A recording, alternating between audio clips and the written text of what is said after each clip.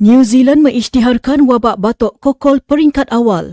Kementerian Kesihatannya telah menyelaraskan langkah menangani penyakit itu yang mudah berjangkit. Jumlah kes terus meningkat secara konsisten selama beberapa minggu di seluruh New Zealand mencapai ambang untuk mengisytiharkan wabak kebangsaan. Menurut kenyataan kementerian itu yang merujuk kepada wabak besar pertusis terakhir di negara itu pada 2017 yang berlanjutan selama berbulan-bulan dan berkemungkinan selama setahun atau lebih. Kes batuk kokol terus meningkat secara berterusan sejak September selepas lonjakan kes pada Mei, Jun dan Julai menurut Institut Sains Alam Sekitar dan Penyelidikan.